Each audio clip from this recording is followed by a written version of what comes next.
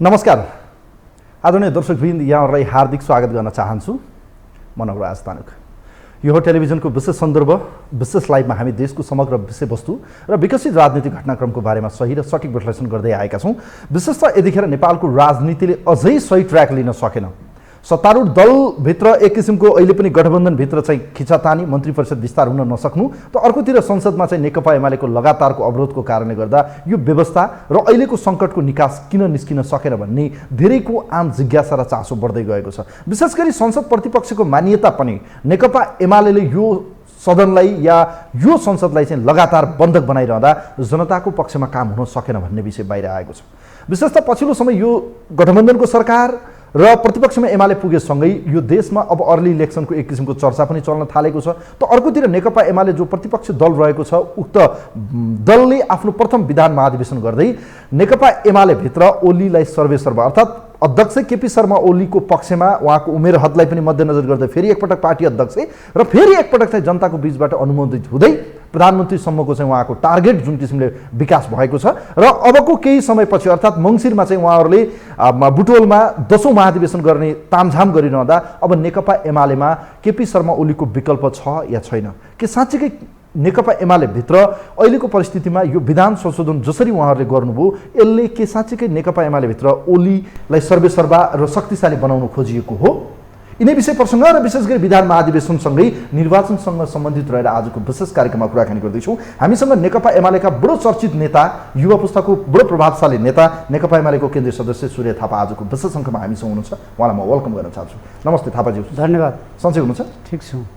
अब विधान महाधिवेशनकै सन्दर्भबाट कुरा गरौँ, त्यसपछि अन्य विषय कुरा गरौँला। जस्तो यो तपाईँहरूको प्रथम विधान महाधिवेशन एउटा इतिहासमै नयाँ किसिमको एक्सर्साइज तपाईँहरूले गर्नुभयो, तर धेरैले के भने यो अन्यथा नलाओस्, खासै केही भएन, त्यहाँ तामझाम गरियो, देवत्वकरण भयो, जय जयकार मात्रै भयो, ओली नै सर्वेसर्वा बनाइयो, जताबाट पनि ओलीकै लागि मात्र गरिएको एक किसिमको यो कतिले त अब यसलाई महाकुम्भ पनि भने, खास गरी तपाईँहरूबाट छुटेर गएका साथीहरूले। यो विधान महाधिवेशन खास यसै उद्देश्यका लागि थियो कि केपी शर्मा ओलीलाई नै अध्यक्ष बनाउन, फेरि प्रधानमन्त्री बनाउने, यो म्यान्डेट एक किसिमको एउटा मात्रै एजेन्डा हो तपाईँहरूको? हाम्रो यो विधान महाधिवेशन अहिलेको आवश्यकताले भएको होइन। 2071 साल साउन 1 गते सम्पन्न र पारित 9औं महाधिवेशनबाट महाधिवेशनका दुईवटा मञ्चको व्यवस्था गरिएको, एउटा विधान महाधिवेशन, अर्को राष्ट्रिय महाधिवेशन। यसो किन गरिएको हो भने नीति विधि विधानमा छलफल नगरी राष्ट्रिय महाधिवेशनमा नेतृत्व चयनमा जाँदा नीति विधि ओझेलमा पर्ने, नेतृत्व चयनको होडबाजी हामथाप चाहिँ महाधिवेशन केन्द्रित हुने समस्या अनुभव भयो। खास गरी 54 सालको 6औं महाधिवेशन यताका महाधिवेशनहरूको चाहिँ अनुभव त्यस्तो रह्यो। त्यस कारणले हामीले विधान महाधिवेशनको छुट्टै व्यवस्था गरेका थियौँ र नेपालको राजनीतिक दलहरूमध्ये कसैले पनि आफ्नो नीति विधि र विधानका बारेमा छुट्टै मञ्चमा छलफल गरेको, त्यो पनि झन्डै 6500 प्रतिनिधिहरूका बिचमा छलफल गरेको यो पहिलो पटक हो। अरू कसैले यस ढङ्गले छलफल गरेका छैनन्। अरूका चाहिँ अधिवेशनहरू नेतृत्व केन्द्रित छन्, चुनाव केन्द्रित छन्, को नेता बन्ने भन्ने केन्द्रित छन्, कस्तो नीति बन्ने भन्नेमा केन्द्रित छैनन्। म आश्चर्य के मान्छु भने यस पुनित उद्देश्यले आयोजना गरिएको, वैधानिक प्रबन्ध बमोजिम आयोजना गरिएको विधान महाधिवेशनमा केही भएन। हुनुपर्थ्यो चाहिँ के त भन्दा कतिपय मानिसहरूले केपी ओलीलाई हटाए हुन्थ्यो, केपी ओलीलाई बिदाई गरे हुन्थ्यो भन्ने ठानेका थियो होला।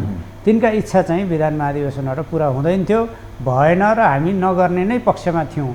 र अहिले नेकपा एमाले भित्र तपाईँले भने जस्तै एक महाधिवेशन दोस्रो कार्यकाल केपी शर्मा ओली नै अध्यक्ष हुनुहुन्छ र जनताको बिचमा कार्यकारी प्रमुखको क्यान्डिडेटका रूपमा पनि उहाँ नै जानुहुन्छ।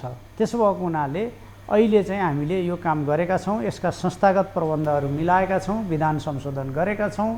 यो बेलाको यो विधान महाधिवेशनको उद्देश्य यही नै थियो तपाईँहरूको? अनि विधान महाधिवेशनले त स्वाभाविक रूपमा विधानलाई अपडेट गर्ने भयो, हामीले विधान संशोधन गरेका छौँ।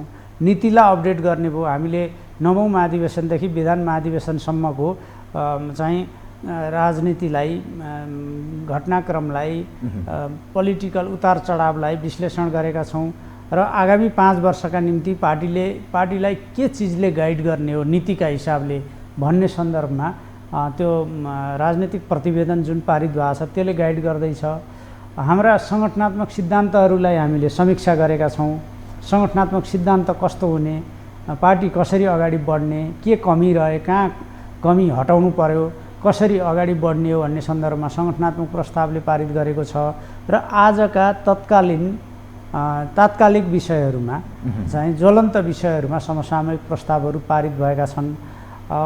त्यति ठुलो सङ्ख्यामा खास चाहिँ के उपलब्धि भयो यो महाधिवेशनबाट? जस्तो अब तपाईँहरूलाई आरोप चाहिँ के लाग्यो भने खास गरी यो केपी शर्मा ओली पार्टी अध्यक्ष जब सरकारमा हुनुहुन्थ्यो, सरकारबाट बाहिरिनु भयो, एक किसिमको तपाईँहरूलाई पीडा पनि थियो। अर्कोतिर पार्टी फुटको चाहिँ यो विषयमा चाहिँ बाहिर एक किसिमको शक्ति प्रदर्शन गर्नका निम्ति गरिएको एक किसिमको भेला मात्रै हो, महाकुम्भ मात्रै हो भन्ने थियो। यसमा खासै उपलब्धि केही पनि भएन। ओलीकै जय जयकार, ओलीलाई मात्रै देवत्वकरण गरियो, देवता मानियो, पुजियो भन्ने सम्मका शब्दहरू आए। एमालेको महाधिवेशनमा पार्टी फुटाएर हिँडेका माधव नेपाललाई जय जयकार त गरिन्थेन।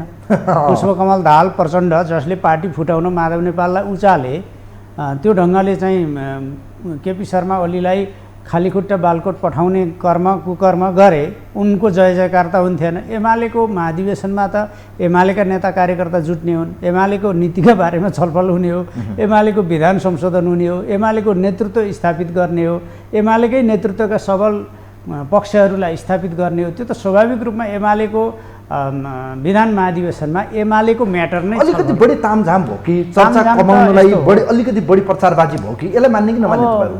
एउटा कम्युनिस्ट पार्टीले प्रचारबाजी पनि त्यस्तो केही भएन। तपाईँहरूले हेर्नुभयो भने हामी मूलतः मिडिया केन्द्रित थियौँ, प्रचार क्षेत्रकै। म उपसमितिमा त थिइनँ, तर प्रचार क्षेत्रमा म पार्टीको लामो समयदेखि काम गरिरहेको मान्छे भए हुनाले भन्न चाहन्छु, प्रचारमा हामी मूलतः मास मिडियामै केन्द्रित थियौँ। केही अब हाम्रो मञ्च सजावट त्यही खालको प्रोफेसनल टिमले गरेको हुनाले अरूको भन्दा राम्रो हुने नै भयो। हल चाहिँ नवनिर्मित हल हो 3000 को सङ्ख्यामा, र दायाँ बायाँ चाहिँ अरू 3000 गरेर झन्डै 6000 6500 को सङ्ख्यामा अट्ने हलको सजावट त्यही खालको थियो। अब त्यो चाहिँ डिजाइन त्यही खालको हुने भयो। त्यसले गर्दा एकदम भव्य देखिनु स्वाभाविक हो। एमाले आफै भव्य ठुलो पार्टी हो, अहिलेको पनि पार्लियामेन्टको सबभन्दा ठुलो पार्टी हो। यसको आयोजना स्वाभाविक रूपमा चाहिँ भव्य हुने नै भयो। राष्ट्रिय जनमोर्चाले महाधिवेशन गर्दा बुटोलमा एउटा सानो कोठामा गरेर पनि हुन्छ।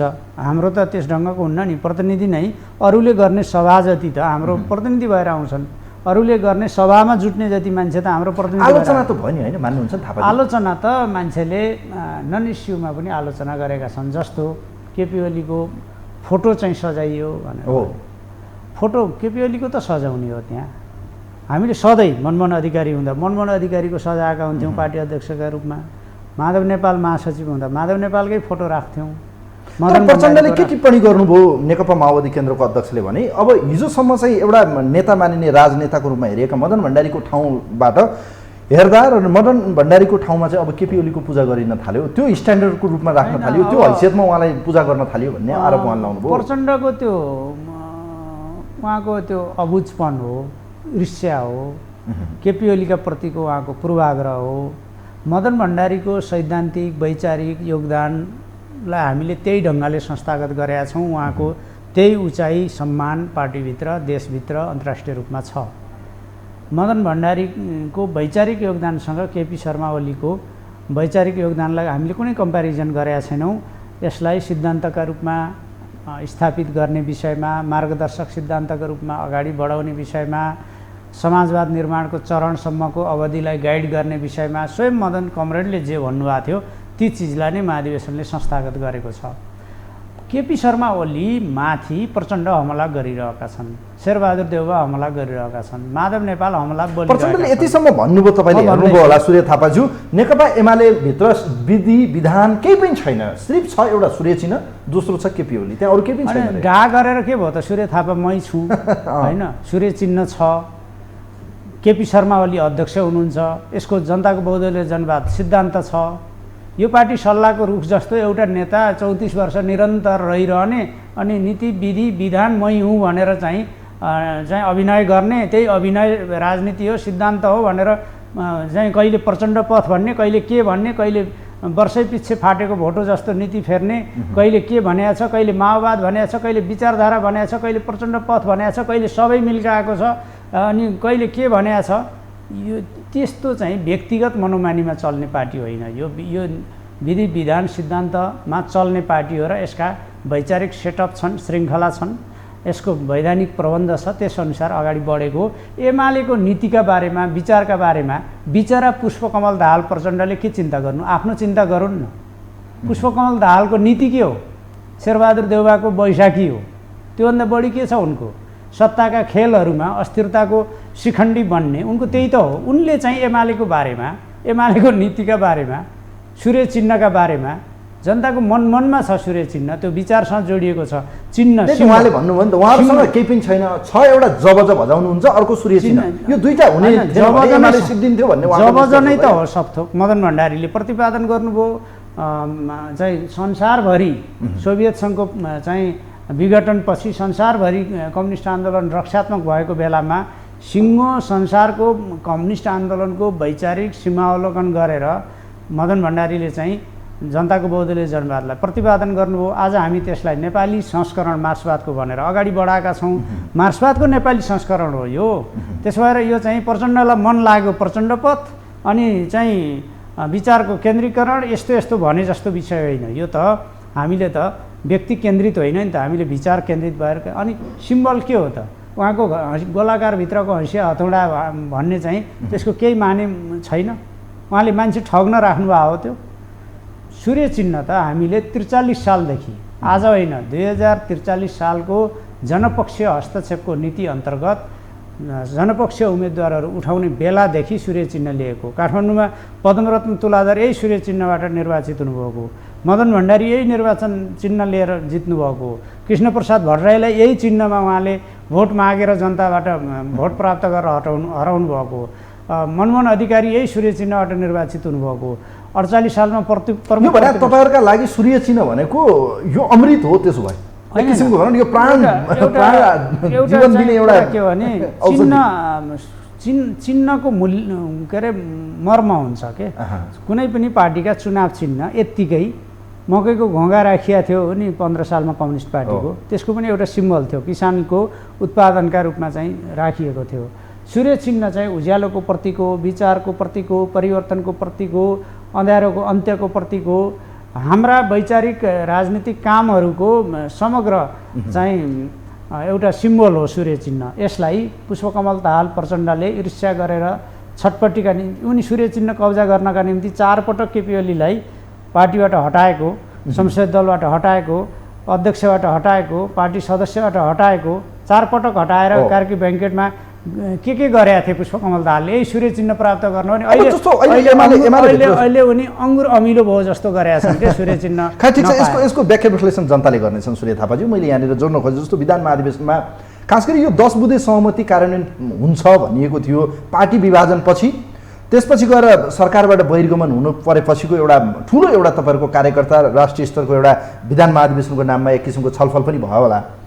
यो 10 बुँदे कार्यान्वयन भएन, फेरि घनश्याम भुसाल लगायतको मान्छेहरूले या पार्टीका नेताहरूले अहिले पनि फरक मत राखिरहेको अवस्था थियो त्यहाँभित्र। विधान महाधिवेशनबाट पार्टीभित्रको जुन 2 किता देखिएको थियो, खास गरी 10 भाइहरूको त्यहाँ चाहिँ मिलन गर्ने, 10 बुँदेलाई कार्यान्वयन गर्ने, उहाँहरूका मागहरूलाई एडजस्ट गर्ने सवालमा जुन सहमति भएको थियो त्यो कार्यान्वयन भयो। यो विधान महाधिवेशनबाट मिलेर गयो। उहाँहरूका पनि धारणाहरू विचारहरू समेटिएका छन्। अहिले विधान महाधिवेशनले जुन राजनीतिक प्रतिवेदन पारित गरेको छ त्यो थाई कमिटीमा, केन्द्रीय कमिटीमा, विधान महाधिवेशनमा छलफल भएर पारित भएको छ र त्यसमा कसैको फरक मत छैन, सबैको सहमति छ।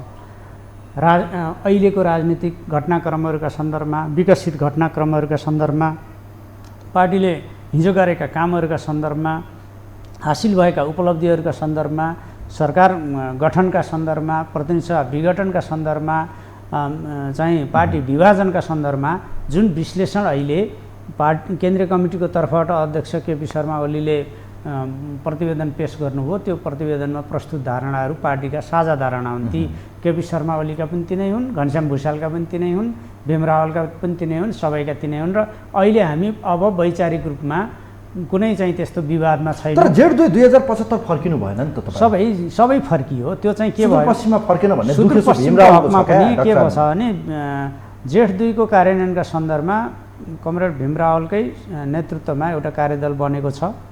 जेठ 2 लाई यान्त्रिक रूपमा होइन रचनात्मक रूपमा कार्यान्वयन गर्ने कुरामा सहमति छ।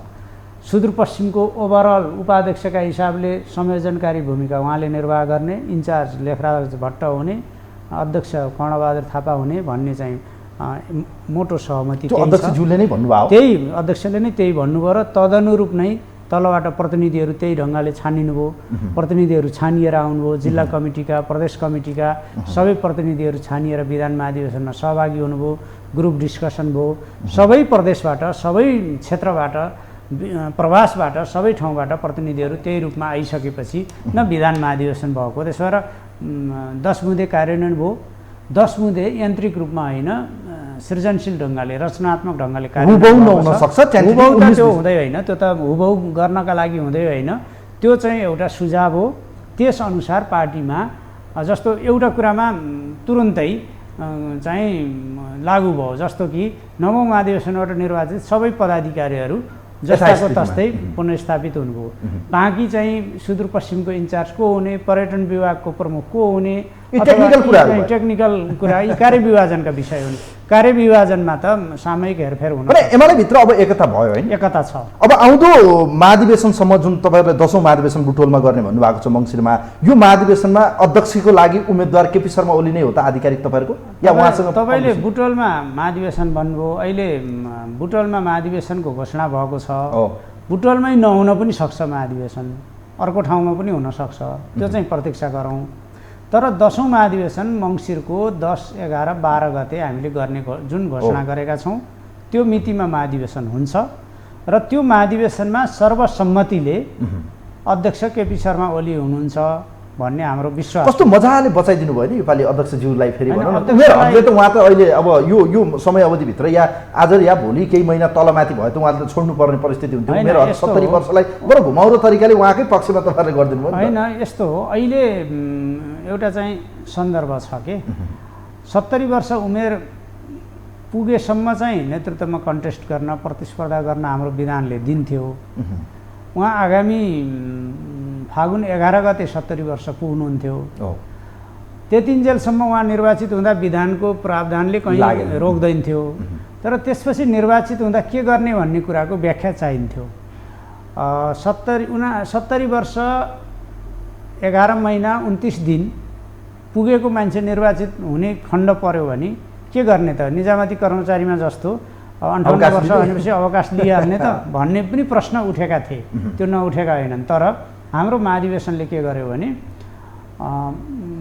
त्यो चाहिँ तोकिएको उमेर हदभित्र निर्वाचित भइसकेपछि पुरै कार्यकाल काम गर्न पाउने भन्ने व्याख्या गरेको छ। अहिले गरेको हामीले यति मात्रै हो। त्यसले चाहिँ नेतृत्वमा अस्थिरता हुने, नेतृत्वमा चाहिँ त्यो यस्तो बाध्यता के ओलीको विकल्प नभेटेको? अहिले विकल्प चाहिँ हामीले संशोधनै गर्नु पर्ने। अहिले हामीले त्यसलाई प्रस्ट्याउनु पर्ने कारण के हो भने एउटा त उहाँ 70 वर्ष फागुनमा मात्रै पुग्ने। अब अहिले अध्यक्ष निर्वाचित गरिसकेपछि फागुनमा फेरि अर्को अध्यक्ष, अर्को महाधिवेशन त हामी गर्नु उचित हुन्थेन एउटा। दोस्रो, अहिले प्रचण्डको हमला, शेरबहादुरको हमला, माधव नेपालको हमला, देशी विदेशीहरूको हमला, सबैको हमला हाम्रो नेतृत्वमाथि छ। केपी शर्मा ओलीमाथि प्रहार केन्द्रित छ। जब युद्ध चलिराखेको हुन्छ, लडाइँको मोर्चामा नेतृत्व गरिरहेको सेनापतिमाथि हमला भइरहँदा चाहिँ सेनापति बदलिन्न, सेनापतिलाई बलियो बनाइन्छ, सेनापतिलाई सुसज्जित बनाइन्छ, अझ चाहिँ पुरै त्यस हिसाबले चाहिँ प्रतिरक्षा गरेर सबै सिंह चाहिँ त्यो चाहिँ प्रबन्ध मिलाइन्छ। हामीले पनि त्यही गरेको हो। अहिले हाम्रा विरोधीहरू, बैरीहरू, प्रतिस्पर्धीहरू उहाँमाथि हमला जुन बोलिरहेका छन् त्यसलाई निस्तेज गर्ने, त्यो भनेको उहाँमाथि हमला गर्ने भनेको नेकपा एमाले माथिको हमला, एमालेको भविष्य यस्तो भनिरहँदा मलाई एउटा प्रश्न गर्न मन लाग्यो, यसलाई अन्यथा नलिनु होला, म चाहन्छु। खास गरी आज एमाले यो हैसियतमा यो अवस्थामा पुग्नुको पछाडि केपी शर्मा ओली नै हो भन्ने एक थरीको धारणा आजको सन्दर्भमा हो। सुन्नुहोस् है, उहाँहरूले भन्नुभयो हिजो संसदलाई यत्रो जनमत थियो, पार्टीलाई यत्रो जनमत थियो, केपी शर्मा ओलीको कारणले गर्दा सरकार गुमाउनु पर्यो, पार्टी विभाजित भयो, अझ 6वटा प्रदेशको सरकार हामीले गुमाउनु पर्यो। यी सबै दोषी भोगी भने त 19 पृष्ठ लामो बमबार द हेडक्वार्टर हानेकै हो, उहाँहरूले भन्दै आउनु भएको छ। यो गर्ने केपी ओली पार्टी अध्यक्ष हुँदा उहाँले गर्नुभयो, उहाँको चाहिँ कदम ठिक छैन, पार्टीलाई ध्वस्त पार्नुभयो, विचार सिद्धान्त केही छैन, माधव नेपालहरूको आरोप। आज अझ तपाईँहरू चाहिँ केपी शर्मा ओलीले नै बोकिरहेको देख्दाखेरि यो उहाँहरूले लगाएको आरोप जस्तो पार्टीको यो अवस्था, यो अभिगत हुनु भएको व्यक्ति फेरि उहाँले ल्याउनु पर्ने कारण हामीले कुचो लाएर बढार्नुपर्ने कसिङ्गरहरू जो हावाले बढाएर बाहिर पुगेका छन् र अहिले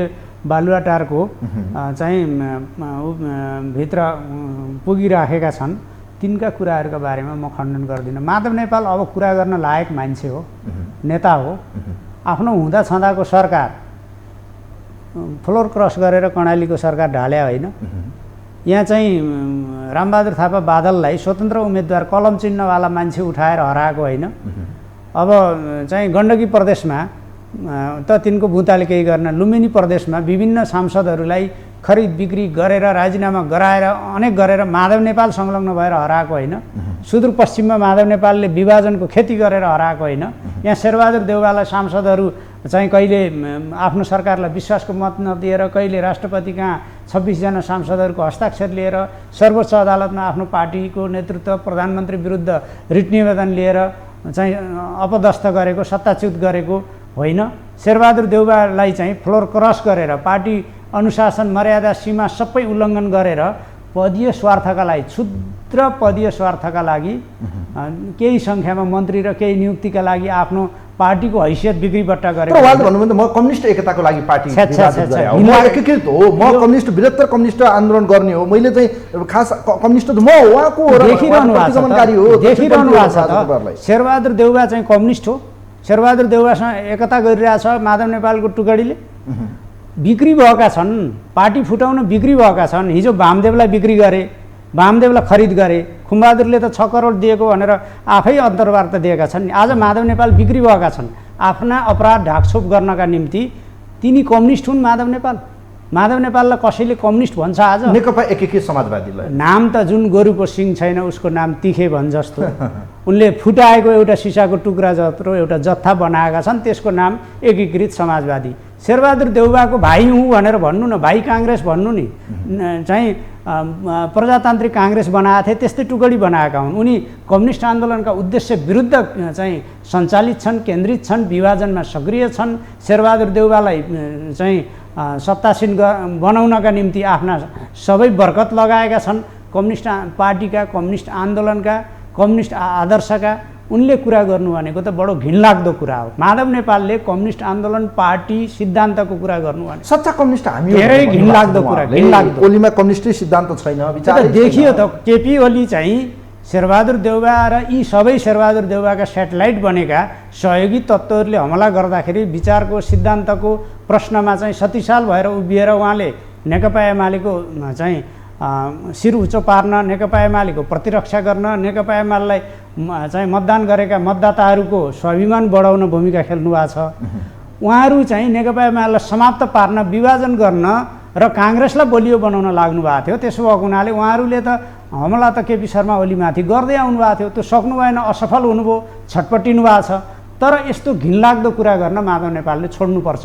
काङ्ग्रेसलाई सेवा गर्ने मान्छे कम्युनिस्ट होइन के, काङ्ग्रेसको सेवक हो नि, दलाल हो, गद्दार हो।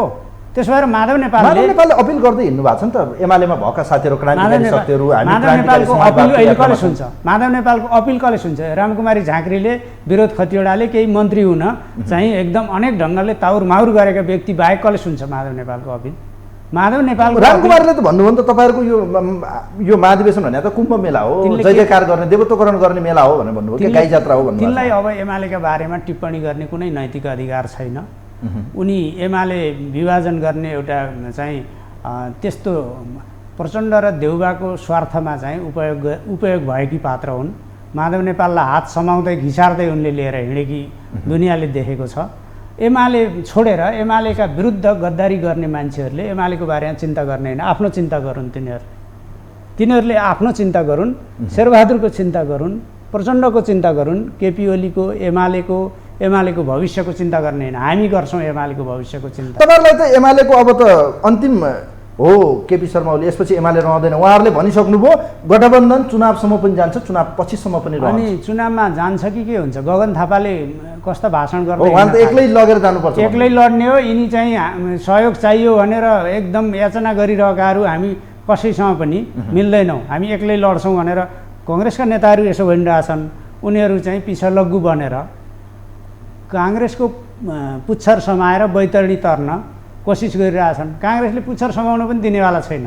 कुन दिन लात्ताले हानेर सडकमा पछाएर दिन्छ र अनि चाहिँ उत्तानटाङ पर्ने हुन्। त्यसो भएको हुनाले यिनीहरूको माग हो, याचना हो। केपी ओलीका विरुद्ध हिजो केपी ओलीलाई सरकारबाट हटाउँदा, प्रधानमन्त्रीबाट हटाउँदा यिनीहरूको उपयोगिता थियो। अब 1-2 दिन पछि यिनी मन्त्री पनि होलान्, केही महिना मन्त्री भएर झन्डा पनि हल्लाउलान् केही मान्छेले। तर यिनीहरूको उपयोगिता चाहिँ सकिन्छ र चुनावमा महागठबन्धन एक भएर जाने भयो। तपाईँहरूलाई एक्लै लड्नु पर्ने भयो। अझ पुष्पकमलले त के भन्नुभयो भने गाउँ गाउँमा आतङ्क भनेको केपी ओली र कमल थापाको, उहाँहरूलाई पत्तासाफ गर्नुपर्छ, गठबन्धन बचाउनु पर्छ। जनता एमालेको साथमा छन्। पुष्पकमल दाहाल एमालेसँग त प्रतिस्पर्धा गर्ने कुनै हैसियत ल्याकत राख्दैनन्। कमल थापाको पार्टीसँग चाहिँ डराइरहेछन्। उनको प्रतिस्पर्धा गर्ने हैसियत अब त्यो मात्रै हो कि एमालेसँग त उनी एमालेलाई फुटाएर बोलियो भन्न चाहन्थे। अहिले त आफै बोल्दै हिँडेका छन् नि। एमालेलाई फुटाएको माधव नेपालसँग त कोही लागेनन्, सबैले ओली मात्रै भनेर उनी छटपटिरहेछन्। अहिले उनको बोलीमा कुनै सङ्गति देखिन्न, श्रृङ्खला देखिन्न, सन्तुलन देखिन्न। दिमाग खुस्के जस्तो बोलिराखेका हुन्छन्। कहिले आत्महत्या गर्छु भन्छन्, कहिले चाहिँ के भन्छन्। पुष्पकमल दाहाल अब चाहिँ उमेरले पनि बुढ्यौलीतिर लागेको, कहिले म माओ सेतुङ जस्तो एक्लै पो हुन लागेँ भन्छन्। उनी खासमा एक्लै चाहिँ हुँदैछन्। नारायण काजीले पनि छोडिसके नि। उनी कहिले अखिल क्रान्तिकारीका नेताहरूलाई केन्द्रीय सदस्य बनाए भन्छन्, नारायण काजीले वक्तव्य दिन्छन्, पार्टीले त्यस्तो निर्णय गरेका छैन। कहिले विदेश विभाग बनाए भन्छन्, पार्टीले निर्णय गरेका छैन भन्छन् नारायण काजी। पुष्पकमलको चाहिँ कठै भन्ने को छ? सीताले पनि भन्ने स्थिति छैन नि, बिचरा बिरामी हुनुहुन्छ नि। त्यसो भएर पुष्पकमल दाहालको पक्षमा कठै भनिदिने कोही हुनेवाला छैन। यिनले बडो दुर्दान्त भविष्य चाहिँ निम्ताइराखेका छन् र त्यो परिणाम भोग्छ। चुनावमा तपाईँहरूको प्रतिस्पर्धा कोसँग त? अब माधव नेपालसँग तपाईँलाई एउटा सिट पनि जित्न दिन्न भने माधव नेपालले भन्दै हुनुहुन्छ। माधव नेपालले एउटा सिट अब कङ्ग्रेससँग तपाईँहरू लड्न खोज्दै हुनुहुन्छ। एउटा सिट जित्न दिन्न भनेर माधव नेपालले भन्नु भनेको हुटिट्याउले आकाश थाप्न खोज्नु हो। हुटिट्याउले थामेर आकाश थामिन्न। म तपाईँलाई तथ्यसँग भन्छु नि, वामदेव गौतमले 46 जना सांसद लिएर 40% सांसद लिएर महाकाली सन्धि, राष्ट्रवाद, देशभक्तिको कुरा एजेन्डासहित पार्टी फुटाउँदा त शानदार 0 सिट हासिल गरेका थिए। माधव नेपाल र उनको टुकडीले कहाँबाट चुनाव जित्छ? तिनले एमालेलाई चाहिँ चुनाव कहाँबाट जित्ने भनेर चिन्ता गर्ने हो। आफ्नो हैसियत ख्याल गरे हुन्छ नि त। उनी निर्वाचित भएको क्षेत्रमा एउटा कागेश्वरी मनोहराको मेयर बाहेक अरू को जनप्रतिनिधि उनको साथमा लागे, को जनता उनको साथमा लागे, को कार्यकर्ता उनका साथमा लागे? माधव नेपालको साथमा। त्यसो भएर माधव नेपाल यही हो, लास्ट फिनिस। यसपछि उनी पार्लियामेन्टमा देखिने छैनन्, कहीँबाट आउनेवाला छैनन्। पार्टी बलियो हुँदा, एमालेको महासचिव हुँदा 2 ठाउँबाट चुनाव लड्दा त चाहिँ उनको लोकप्रिय छवि व्यक्तित्व नभएर 2 ठाउँबाट 64 सालमा हारेर पछि मनोनित गरेर चाहिँ सांसद बनाउनु पर्या मान्छे। त्योभन्दा अगाडि चाहिँ 48 सालदेखि 56 सालसम्म राष्ट्रिय सभामा पुरा चाहिँ झन्डै 8 वर्ष 10 वर्ष बसेको मान्छे चुनावमा जान पानीसँग जुत्ता डराए जस्तो डराउने मान्छे, आँट नभएको, हिम्मत नभएको, हुती नभएको मान्छे होइन माधव नेपाल। निर्वाचनसँग उनको चाहिँ कति चाहिँ उनी निर्वाचनसँग कति डराउँछन् भन्ने देखिया छैन। अब अहिले उनको निर्वाचन कहीँ पनि काठमाडौँमा उनले होली वाइन प्रसङ्गमा के गरे, पार्टी फुटाउन के गरे, दुनियाँ गर्न के गरे, उनी जितेर आउने ठाउँ कहाँ छ? माधव नेपालको अन्तिम हो। अब अन्तिम हो यो। अब कुरा गरौँ संसदको कुरा गरौँ, त्यसपछि अन्य विषय कुरा गरौँ न। संसदको विषयमा एकैछिनमा आउँला। मैले अहिले जोड्न खोजेको जस्तो यो पछिल्लो समय सरकार विस्तारमा प्रधान न्यायाधीशको सवालहरू बढी जोडिएर आयो। यो तपाईँहरूले बढी नै उचालिरहेको जस्तो पनि देखिन्छ। उहाँले खण्डन पनि गरिसक्नु भएको छ प्रधान न्यायाधीश चोलेन्द्र शमशेर जबराले। यो पछिल्लो समय जस्तो न्यायालयलाई स्वतन्त्र निष्पक्ष राख्नु पर्थ्यो, जनताको भरोसा मानिने, सबैको एउटा विश्वासको थलो मानिने, सबैले अन्तिम पटक कहीँ गयो भने न्याय पाइन्छ भने त्यो अदालत हो, चाहे भगवान भने पनि अदालतको मूर्ति भने पनि उहाँहरू नै हो भन्ने हुन्थ्यो। हेर्नुहोस् सूर्य थापाज्यू, यो अदालत यसरी विवादमा किन मिचियो भन्नुहोस् त? होइन, नेपालको सर्वोच्च अदालत तपाईँले भने जस्तो पवित्र, तपाईँले भने जस्तो स्वच्छ, तपाईँले भनेको निष्पक्ष, तपाईँले भने जस्तो भगवानले गर्ने जस्तो त्यस्तो गर्ने हालतमा छ अहिले। जनताले त्यही भनिरहेको छ। त्यही त किन यस्तो भयो भने यो लथालिङ्ग राजनीतिकरण जस्तो कुनै पनि इन्स्टिट्युसनहरू, संस्थाहरू, निकायहरू चाहिँ आफ्ना कर्मले, आफ्नो कामले निम्त्याउने परिणामका कारणले राम्रो पनि बन्छन्, खराब पनि बन्छन्। अहिले मूलत प्रतिनिधि सभा विघटनसँग सम्बन्धित दुईवटा चाहिँ रिटहरू, दुई पटकका रिट निवेदनहरूमा उहाँहरूले जस्ता फैसलाहरू गर्नुभयो, विगतका नजिरहरूलाई पनि नजरअन्दाज गर्नुभयो र दुनियाँमा संसारमा नभएका अभ्यासहरू गर्नुभयो, परमादेशबाट प्रधानमन्त्री नियुक्त गर्नुभयो।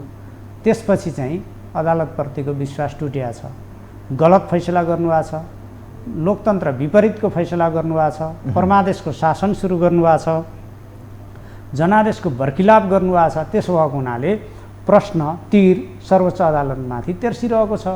अब तपाईँले प्रश्न उठेको छ, मन्त्रीमण्डलमा भागभण्डाको कुरा उठेको छ, उहाँले खण्डन गर्नुभयो भन्नुभयो। उहाँले भन्नुभयो कि खण्डन गर्नुभयो? तपाईँले कान्तिपुरले ब्यानर बनाएर चाहिँ भागभण्डा माग्नुभयो भनेर छापेको समाचार त हेर्नुभयो होला। त्यो त हामीले भनेको होइन। पुष्पकमल दाहाल प्रचण्ड हुन सक्नुहुन्छ पछाडि, किनभने आज कान्तिपुर चाहिँ कसैको माउथपिस बनिरहेछ भने पुष्पकमल दाहाल प्रचण्डको बनिरहेछ। उसको चाहिँ मन्त्री परिषद पुनर्गठन के अरे विस्तारदेखि अरू विषयमा शेरबहादुर देउबा कठपुतली बनेनन् भन्ने पनि पर्या हुनसक्छ। शेरबहादुर देउबालाई कठपुतली बनाउने प्रचण्डको हमेसा कोसिस रहन्छ। त्यो कोसिसकामा उनी बाधक बने होलान्। त्यसपछि चाहिँ कान्तिपुर, अरू मिडियाहरू, रातोपाटी, कान्तिपुर, अनलाइन खबर, नयाँ पत्रिका मिलाइकन ट्रायल गरिएको छ नि, देख्नु भएको छैन? अदालतमा भागभण्डाको विषय उठ्यो भन्दै डेलिगेसन सर्वोच्च बार, नेपाल बार गइराखेका छन्। यी अखबारमा तिनै समाचार आइराखेका छन्। हामी त रमिता हेरिराखेका छौँ नि। कुरा के हो भने चोलेन्द्र शमशेर जबराको नेतृत्वको संवैधानिक इजलासले परमादेश जारी गरेर जनादेश विपरीत, जनमत विपरीत शेरबहादुर देउबा प्रधानमन्त्री बनेका छन्। त्यस बापत कृतज्ञ बनेर उनले चोलेन्द्र शमशेर जबराका कोही आफन्त, कोही सिफारिसलाई मन्त्री बनाउने हुन् भने बनाउन मन लाग्यो बनाइहाले हुन्छ, किनभने त्यही कृपामा बनेको कल्चर त राम्रो डेभलप भएन नि त। मैले होइन, कल्चर हामी जुन संस्कार डेभलप गरेका छौँ त्यसले त हाम्रो सिस्टमप्रति जनताको विश्वसनीयता घट्यो क्या? सिस्टमप्रति शेरबहादुर देउबाले कुन सिस्टमबाट प्रधानमन्त्रीको जिम्मेवारी सम्हाले हुन् र? उनी जनताबाट जितेर आएका हुन् र? 23 सिट मात्रै जितेको होइन, 74 सालको आम निर्वाचन। तपाईँहरूले त संसदै भङ्ग गरिदिनु भयो नि त। नगरेको भए आज बन्नु हुन्छ। संसद त भङ्ग हुन्छ।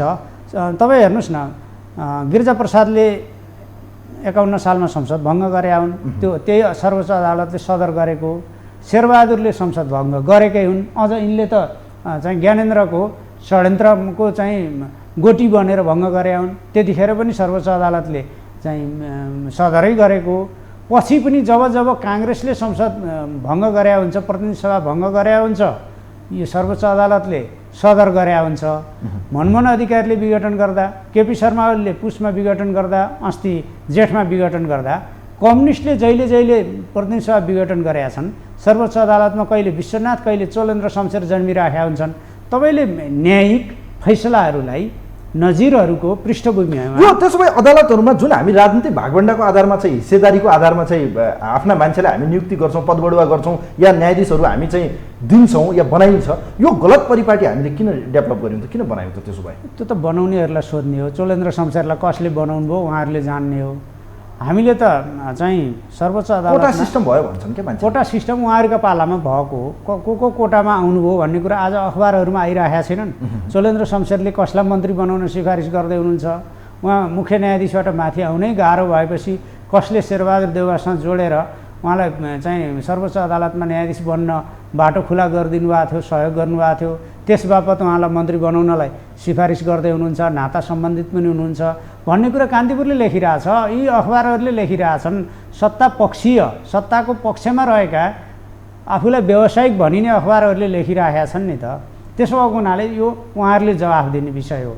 उहाँलाई मेरो त भनाइ के हो भने शेरबहादुर देउवासँग आँट हिम्मत छ भने म यो गर्दिनँ, म निर्वाचित सांसद बाहेक अरूलाई मन्त्री बनाउन्न भनेर नबनाउने मात्र हो र भने नागरिक समाजको अगुवा शम्भु थापालाई पनि बनाउने भन्ने शम्भु थापा पनि त एक थान मन्त्रीका लागि नै यो सबै गर्ने नगर्ने खन्द्र अखन्द्र गर्नुभएको छ नि त। कसले देखाएको छैन र उहाँले राष्ट्रपतिका बारेमा इजलासमा के बोल्नुभयो, त्यहाँ चाहिँ कस्ता भाषा शैलीमा बहस गर्नुभयो।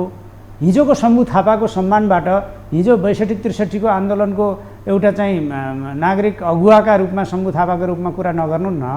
अहिले त उहाँ प्रचण्ड पथमा न हुनुहुन्छ, शेरबहादुर देउवाको सहयोगी नै हुनुहुन्छ, कानुनी सहयोगी हो नि त।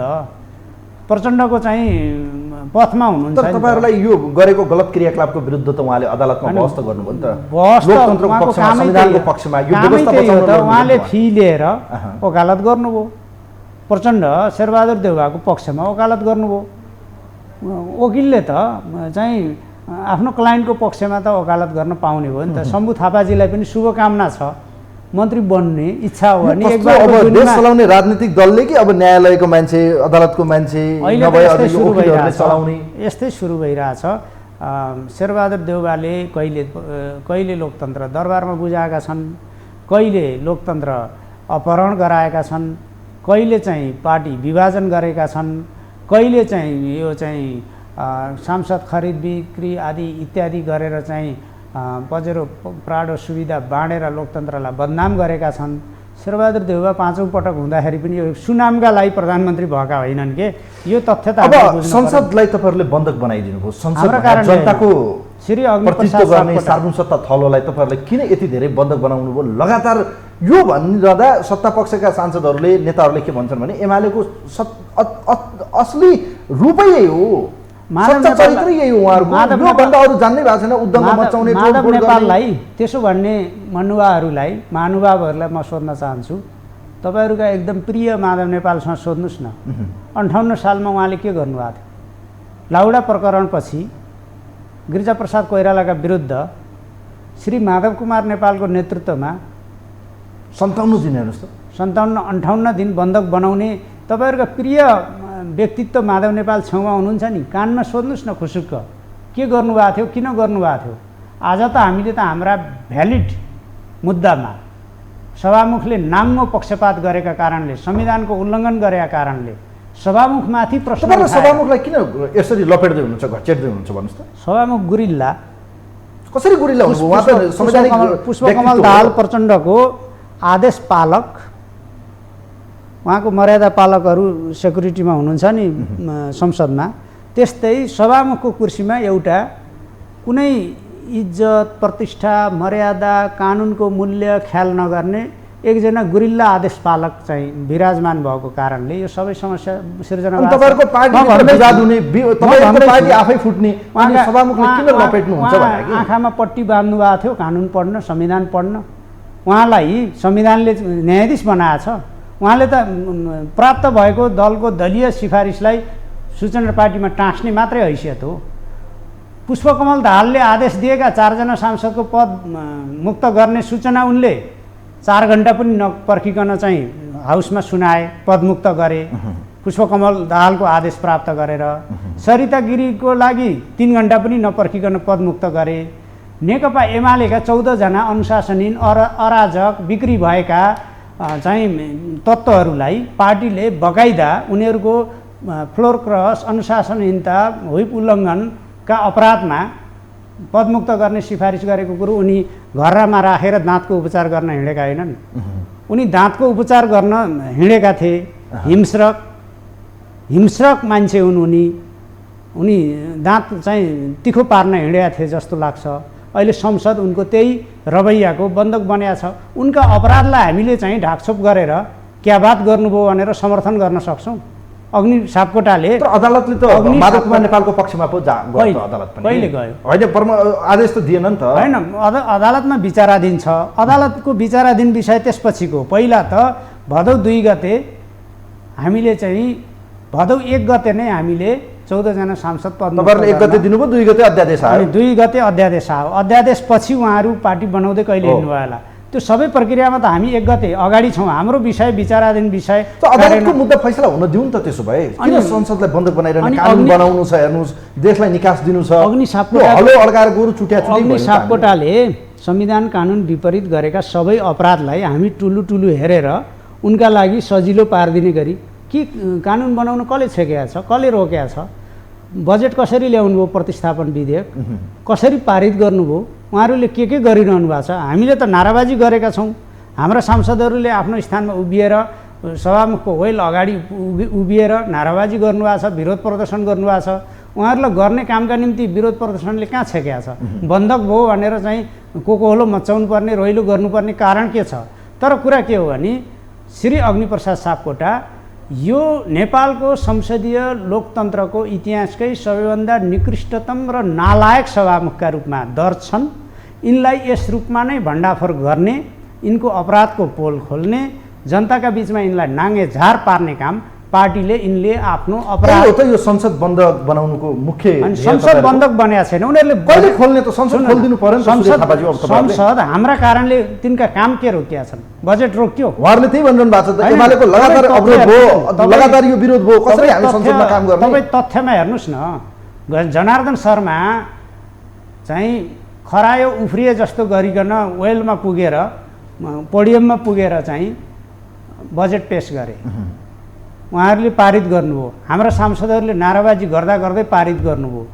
रोकियो कहीँ के चाहिँ पुनित काम गर्नका निम्ति रोकियो त के विषयमा छलफल गर्न रोकियो त आज चाहिँ स्रोत नखुलेको युद्धकालमा लुटेर ट्याक्स हेभनमा चाहिँ पठाएको सम्पत्ति उहाँहरूले विभिन्न व्यापारीका नाममा फेरि स्वदेशमा ल्याउने र तथाकथित लगानीका नाममा कालो धनलाई सेतो धनका रूपमा परिणत गर्ने गरी आफ्नो लुटको धन चाहिँ फुपूको श्राद्ध गर्न बजेटबाट ढोका खोल्नु भएको छ हिजो बाबुरामले पनि त्यो ढोका खोलेका थिए तथाकथित लगानीको नाममा स्रोत नखुलेको सम्पत्ति भनेको नेपालमा अरूको त्यस्तो छैन स्रोत नखोलेको सम्पत्ति केही ठग व्यापारीहरूको र केही ठग पोलिटिसियन अहिले एमालेलाई सत्ताबाट बहिर्गमन हुनु परेको यो विक्षिप्तता भनौँ कि एक किसिमको तपाईँहरूलाई चित्त दुखाइको कारणले गर्दा म तपाईँलाई सोध्न चाहन्छु कालो धनलाई सेतो बनाउने यो गलत हो मैले लगातार कार्यक्रममा भन्दै आएको छु एमाले कसरी विक्षिप्त भयो त एमालेले सही कुरा उठाएछ भन्नुहोस् न जुन कुरा गलत गरिरहेछ राष्ट्रको जीवनमा सुशासनको हिसाबले हामीले स्वीकारेका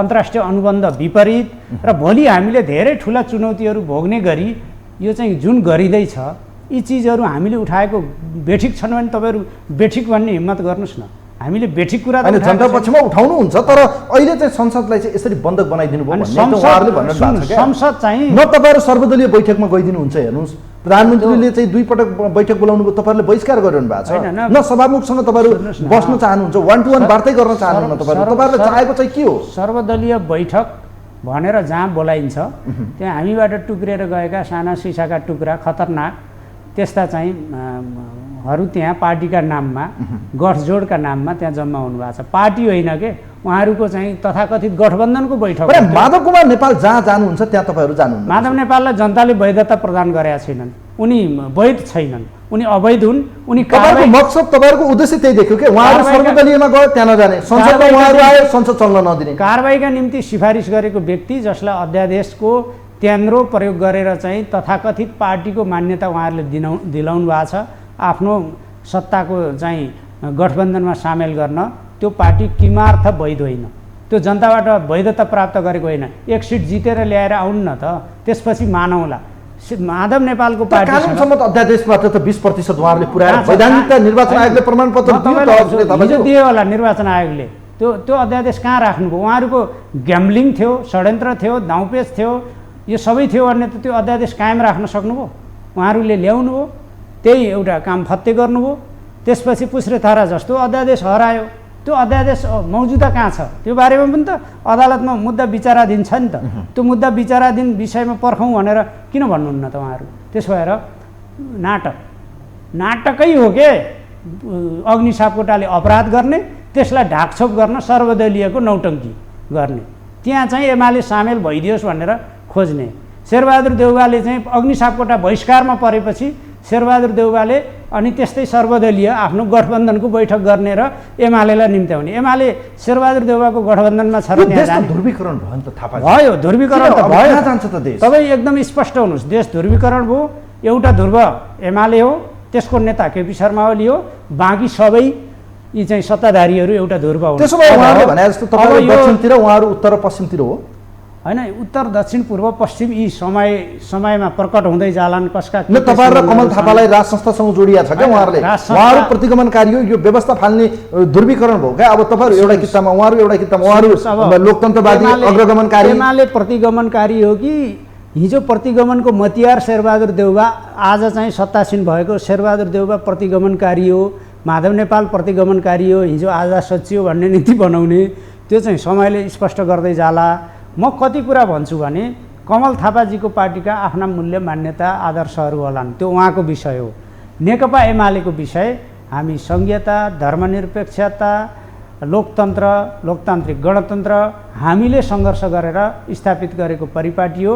यो काङ्ग्रेसले अरू कसैले लडेर हामी यसको उपभोक्ता बनेको होइन, हामीले लडेर सङ्घर्ष गरेर स्थापित भएको परिपाटी हो। यसलाई एमाले यो व्यवस्थाको पक्षमा छ। यो व्यवस्था, यो संविधान, यसको कार्यान्वयन, यसमार्फत चाहिँ जनतालाई बलियो बनाउने, समृद्ध नेपाल, समृद्धि के अरे सुखी नेपालीको राष्ट्रिय आकाङ्क्षा हासिल गर्ने र मुलुकलाई दिगो शान्ति स्थिरताका साथ अगाडि बढाउने हाम्रो लक्ष्य हो। हामी छिनछिनमा छेपारोले रङ फेरे जस्तो गरेर संविधानका बारेका आफ्ना धारणा पनि बदल्दैनौँ। कसैलाई एमाले राजावादी भइदियो हुन्थ्यो भन्ने लागेको छ भने तिनले सपना देखिरहन्थ्यो, सपना पुरा हुन्न। हामी गणतन्त्रवादी हौँ, हामी गणतन्त्रका निम्ति लडेर आएका हौँ, हामीले गणतन्त्र स्थापित गरेका हौँ। धर्मनिरपेक्षता हाम्रो मान्यता हो, हामी धर्म सापेक्षताको कुरा होइनौँ, तर धर्मनिरपेक्षताका नाममा क्रिस्चियनहरूले अथवा कसैले धर्म परिवर्तनको, प्रलोभनको चाहिँ अभियान चलाएका छन् भने हामी त्यसको विरोधी हौँ। जनताले चाहेको धर्म मान्न पाउने, जनताले रुचाएको धर्म मान्न पाउने, जनताको धार्मिक आस्थालाई सम्मान गर्ने, जनताको धार्मिक स्वतन्त्रतालाई सम्मान गर्ने, तर राज्यको धर्मप्रति कुनै चाहिँ पक्षधरता नहुने, हामी त्यो धार्मिक स्वतन्त्रताको पक्षमा, धर्मनिरपेक्षताको पक्षमा छौँ।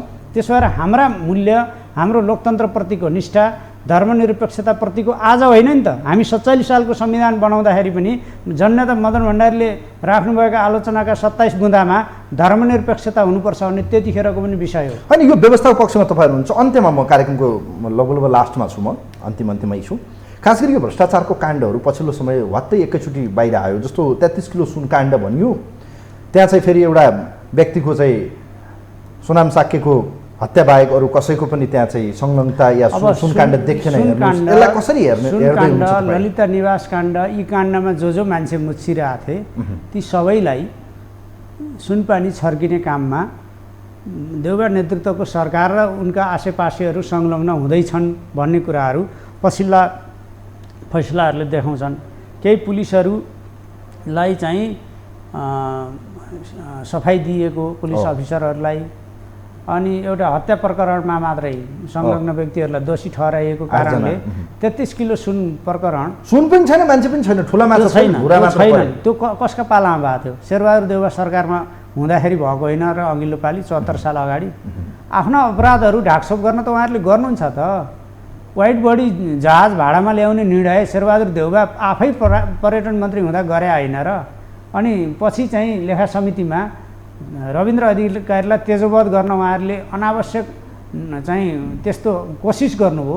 तर तथ्यले त त्यो चाहिँ सम्झौता त शेरबहादुर देउवा आफै पर्यटन मन्त्री हुँदा गरिएको 74 सालको निर्वाचन अगाडि उहाँकै पालामा भएको। सुरेश थापाजी, ठुलालाई किन कानुन लाग्दैन भन्नुहोस् त? जस्तो अहिले बाहिर आएको छ तपाईँहरूकै पार्टीको पूर्व सभासद इच्छाराज तामाङको विषय पनि आयो, सिभिल ब्याङ्कको मान्छे। इच्छाराज तामाङको बारेमा चाहिँ आज जबरजस्त एमालेका पूर्व सांसद भन्ने ढङ्गले चाहिँ मिडियाले लेखेको देख्छु मैले।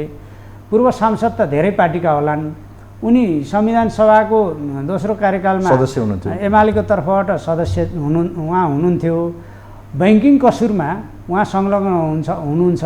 सहकारीको चाहिँ डिपोजिट अपचलन गर्नुभएको छ भने डिपोजिट गर्ने जनताहरूको पक्षबाट म भन्न चाहन्छु उहाँलाई कानुन बमोजिम कारबाही हुनुपर्छ। हामी ढाकछोप गर्दैनौँ। हामी अफ्ताब आलमलाई जस्तो जोगाउन, 33 किलो सुनका दोषीहरूलाई जस्तो जोगाउन, माधव नेपाल विजय गच्छदारलाई ललिता निवासमा जोगाउन, सत्ताधारीहरू लागे जस्तो, शेरबहादुरहरू लागे जस्तो, पुष्पकमल दाहालहरू लागे जस्तो हामी लाग्दैनौँ। यो ठुला बडालाई किन चाहिँ कानुन लाग्दैन? त्यही भएर कारबाही हुनु पर्यो। हामीले त कारबाही गरेको। 2 नम्बर प्रदेशमा साइकल काण्ड आयो, हेर्नुहोस्, बेटी पढाऊ बेटी बचाऊमा चाहिँ साइकल बेचेर सुन्दर नारा, बेटी पढाऊ बेटी बचाऊ सुन्दर नारा, तर साइकलमा पनि हजम हो।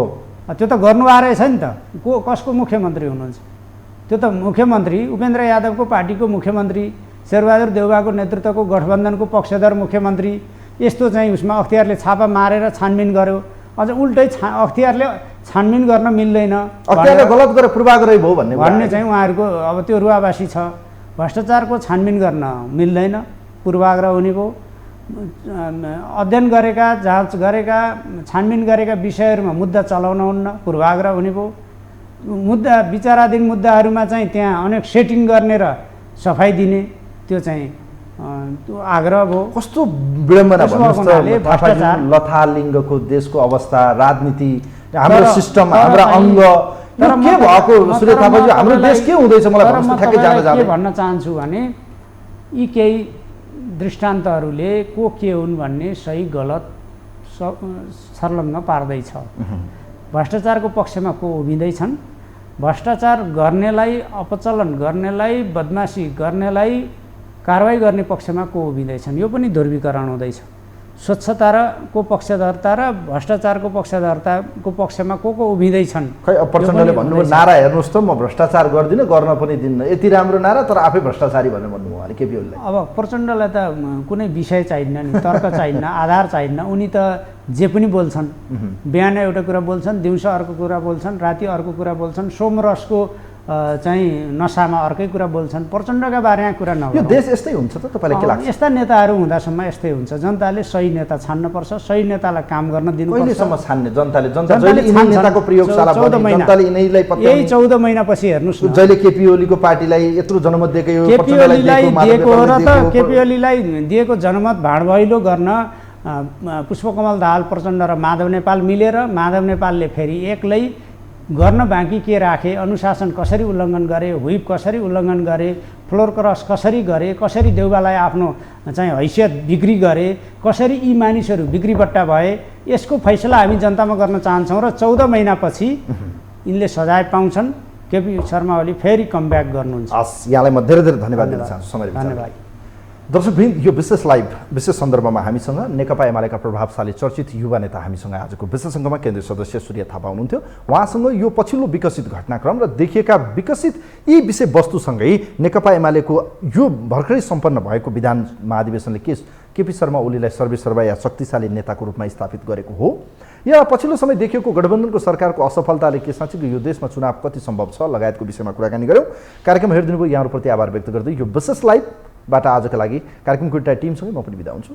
नमस्कार।